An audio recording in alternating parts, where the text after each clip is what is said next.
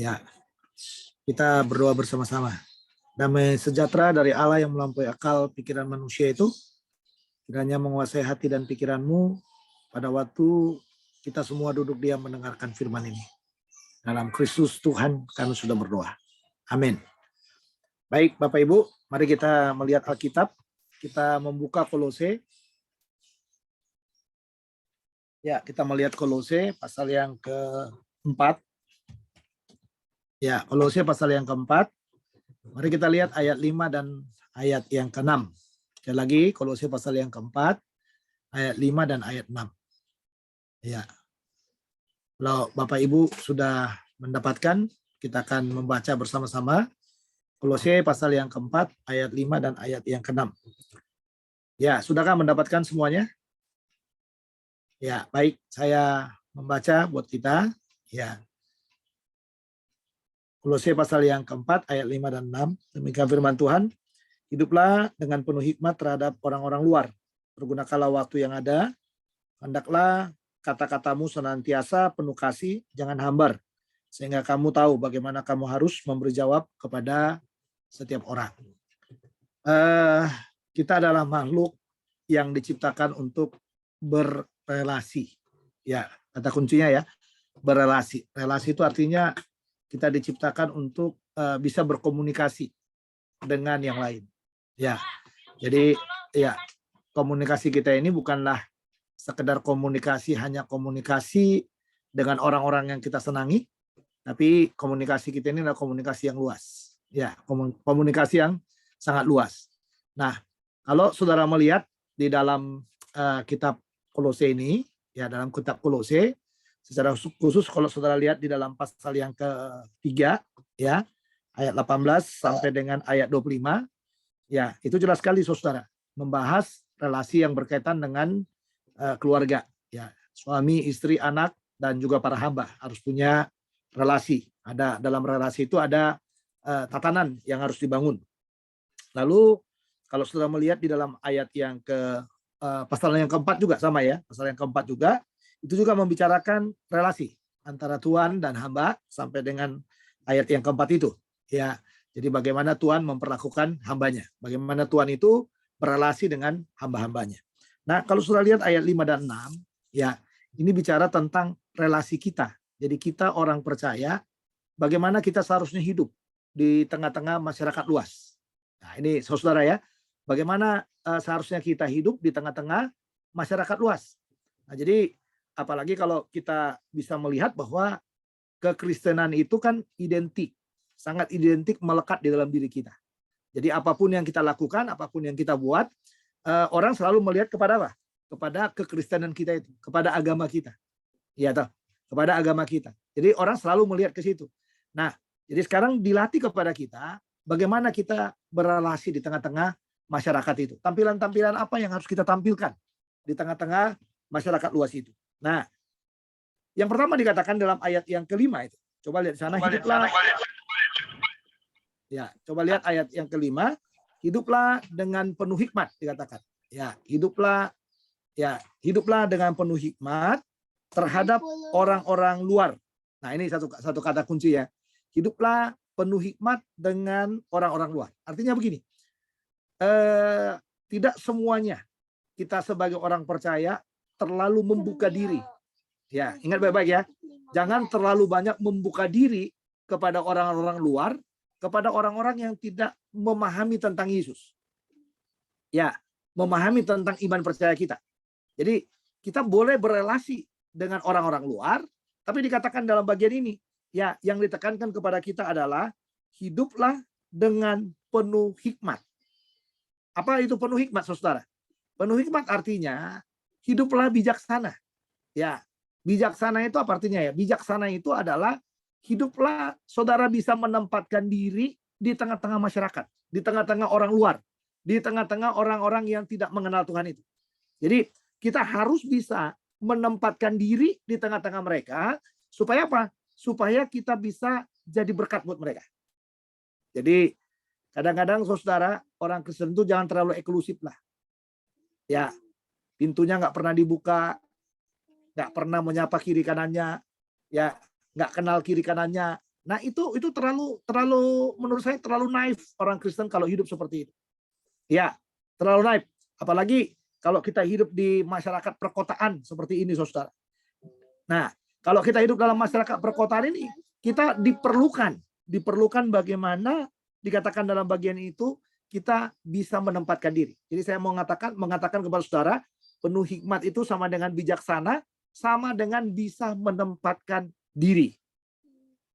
Ya, jadi relasi kita dengan orang luar itu dikatakan atau di tengah-tengah masyarakat itu, ya, yang pertama adalah kita diminta untuk hidup penuh hikmat. Nah, ini penting saudara. Penuh hikmat. Jadi jangan juga kita hidup sembrono, jangan juga kita hidup tidak jadi berkat gitu ya. Atau jangan juga kita merasa bahwa bahwa kita ini nggak perlu diatur gitu ya. Ya, jadi kita harus dikatakan sana penuh hikmat. Jadi belajarlah hidup penuh hikmat. Nah, itu kata kuncinya saudara. Ya, belajarlah penuh hikmat dengan orang-orang yang ada di sekitarmu. Ya, jadi belajar senyum, belajar menyapa, belajar berbaur. Ya, apalagi kalau di tengah-tengah masyarakat perkotaan itu selalu ada yang namanya gotong royong, kemasyarakatan dan lain sebagainya. Kita dituntut bagaimana kita orang percaya berbaur. Ya, kadang-kadang orang percaya itu saking rohaninya, maaf nggak bisa gabung, ada pelayanan gitu, dia kasih duit gitu. Saudara, uang itu bukan membangun relasi sebenarnya. Yang bisa membangun relasi yang disebut dengan bisa menempatkan diri itu adalah diri kita sendiri. Kita hadir di tengah-tengah masyarakat itu. Nah, ini yang pertama.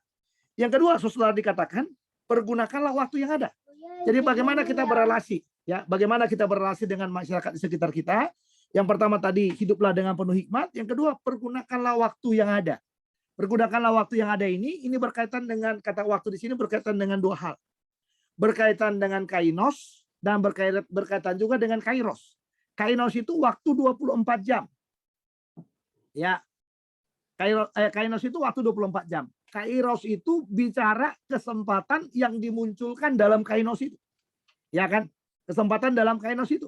Pertanyaannya saya, saudara, kalau kita mau hidup dalam masyarakat seperti itu, Anda harus bisa menggunakan waktu. Waktu bagaimana? Waktu bagaimana kita bisa berelasi dengan baik dengan mereka. Waktu bagaimana kita bisa duduk bersama-sama dengan mereka. Dan kalau ada di tengah-tengah kainos yang ada itu kesempatan yang sangat luar biasa, Tuhan memberikan kepada kita untuk kita bisa memberitakan Injil. Seharusnya kita juga harus bisa memberitakan Injil. Ya, jangan hanya sekedar akrab dengan tetangga kiri kanan, tapi tidak ada kairos yang kita gunakan. Hanya kainos saja. Kita menggunakan waktu, hanya baik saja kiri kanannya kita. Baik dengan kiri kanannya kita.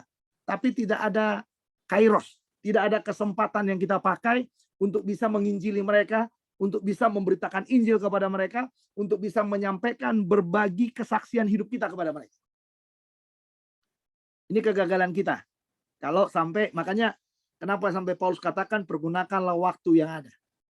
Sebenarnya ini tidak ada kaitan dengan menggunakan waktu untuk bekerja, untuk melakukan sesuatu aktivitas kita di luar sana. Tidak. Tapi yang disebut di sini karena konteksnya ini bicara berelasi dengan masyarakat di sekitar kita, ini menunjukkan bagaimana mereka bisa lihat, ya, bisa dengan waktu yang mungkin sempit di tengah-tengah kita karena kesibukan kita, bagaimana kita menyempatkan diri ada di tengah-tengah mereka. Nah, itu. Jadi dari kainos itu pasti ada kairos. Kairos itu kesempatan melayani mereka, kesempatan berempati kepada mereka, ya kan? Kesempatan berbagi sesuatu kepada mereka, kesempatan untuk apa? Untuk memperkenalkan Yesus kepada mereka. Nah, itu harus ada, saudara. Ya, kesalahan dari hamba-hamba Tuhan, kesalahan dari orang-orang Kristen itu terlalu apa? Itu tadi, menutup diri. Jadi berjalan kainos 24 jam, ya, karena sudah menutup diri dengan kainos yang ada, hilanglah kairos, hilanglah kesempatan.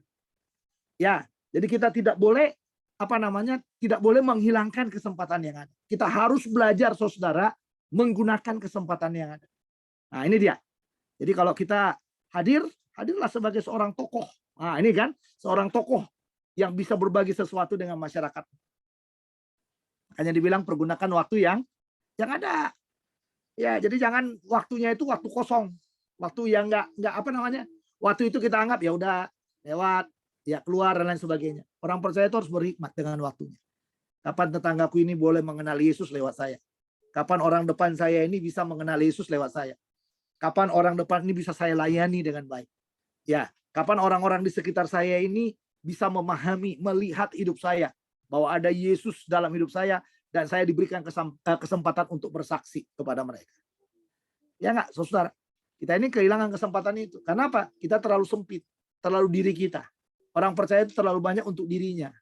Nah, itu yang membuat kita kehilangan kesempatan dalam hidup kita. Kenapa? Karena untuk dirinya aja, untuk keluarganya aja, untuk untuk orang-orang dekatnya saja, untuk orang-orang tertentu yang akrab dengan dia saja. Nah, itu dosa yang paling besar itu. Kita hidup untuk semuanya. Amin. Ya, kita hidup untuk semuanya. Kita hidup untuk masyarakat kita hidup untuk orang-orang di sekitar kita. Karena itu lihatlah kairos, lihatlah kesempatan. Ada kainos 24 jam.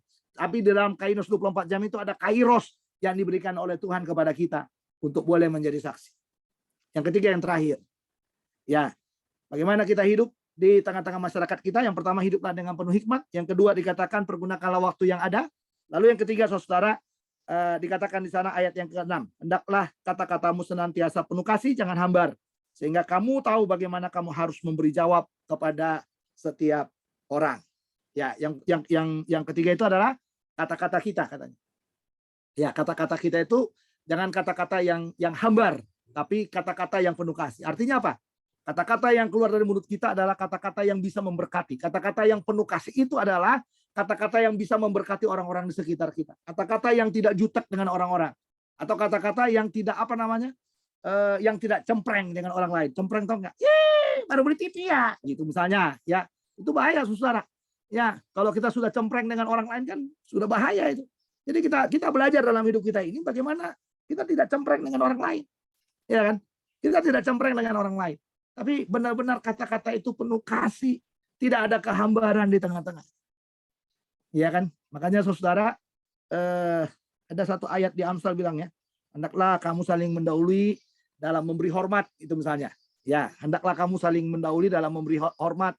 Ya. Karena kita ini perlu memberi hormat. Ya, selamat pagi Ibu, selamat pagi Bapak, selamat pagi gitu. Kita lewat di sekitar kita ya, permisi gitu. Jangan juga lewat dengan gaya preman kita gitu ya. Terus lewat aja, masa bodoh dengan kiri kanan gitu. Nah, kita akan gagal di masyarakat kita.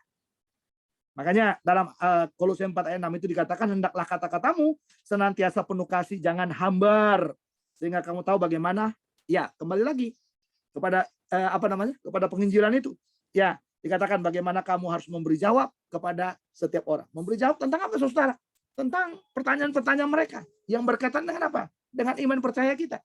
Tentang pertanyaan-pertanyaan yang berkaitan dengan apa? Berkaitan dengan Yesus. Ya, kalau kata-kata kita udah hambar, nggak jadi berkat, ya siapa yang mau dengar kita, saudara? Ya, kata-kata itu nggak boleh hambar. Kata-kata itu harus bisa memberkati. Ya, kata-kata itu nggak boleh terlalu ego. Ya, seolah-olah kita paling benar dari semuanya, gitu ya. Tapi kata-kata yang dikatakan tadi, kata-kata yang penuh kasih. Ya, ada yang sakit, bagaimana rasa empati kita kepada orang-orang? Ya, kepada lingkungan kita, kepada masyarakat kita itu, bagaimana?